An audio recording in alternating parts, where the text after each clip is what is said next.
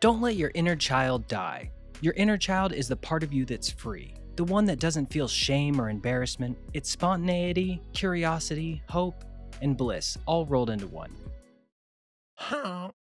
I'm sure you remember that feeling. The time you and your friends imagined the playground was a castle and worked together to fight off invaders, the endless summer days spent swimming and smacking each other with pool noodles, or those sleepovers where you swore you'd stay up all night playing Halo, only to pass out just before sunrise. So what happened to that version of you? The one that now feels like a distant memory, like a hollow cocoon you left behind as you flew off on your wings of adulthood. It's not like you suddenly became an adult overnight. It's a slow process, a buildup of responsibilities and expectations that gradually shaped you into the person you are today, assuming you didn't resist the process entirely. And honestly, that's great.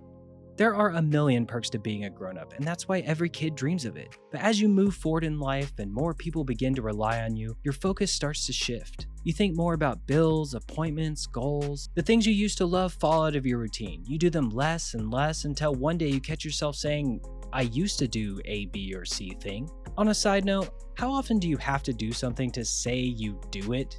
Can I still call myself a painter if I haven't picked up a brush for anything other than my teeth in over 2 years? Is there a time limit? Or is just loving something and having done it before enough to claim the label? Let me know in the comments. Anyways, that shift is where it starts, right? One missed activity becomes a month without doing it, and then a year. You slowly find yourself doing those fun, silly kid things less and less until you can't remember the last time you did them. When I was young, I couldn't understand this at all. I remember riding my skateboard to middle school one day, and between classes, one of my teachers asked to borrow it. He said he used to skate a lot. Of course, I had to see that, so I handed it over, and he nailed a perfect kickflip. I was amazed. I asked him why he stopped skateboarding because he was obviously good at it, and he just said, lack of time.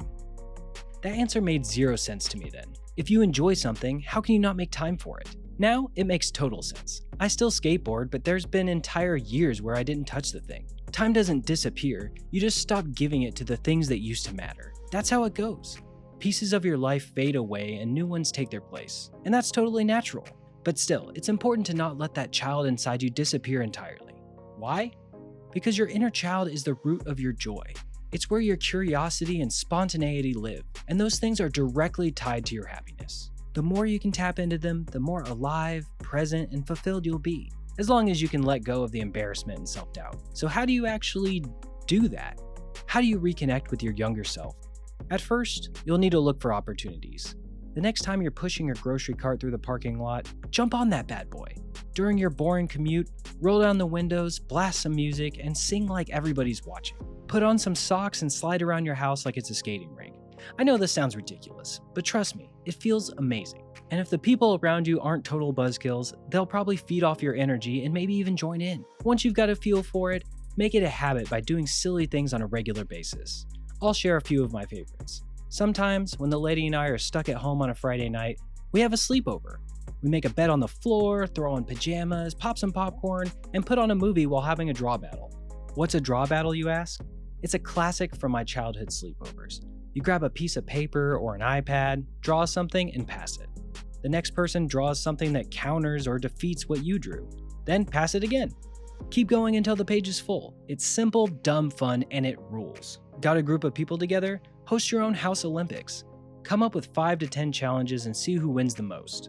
Some of my go-to events are blind taste tests, building a mini golf course on the living room floor with cups and anything that vaguely resembles a club, and hide and seek with the lights off. Or if you've got kids, grab your old toys from the attic and show them what used to bring you joy. They'll feed off your excitement and you'll share some amazing moments that might lead to you sharing some of the same interests. And if you're flying solo, there's no excuse. Do something you used to love.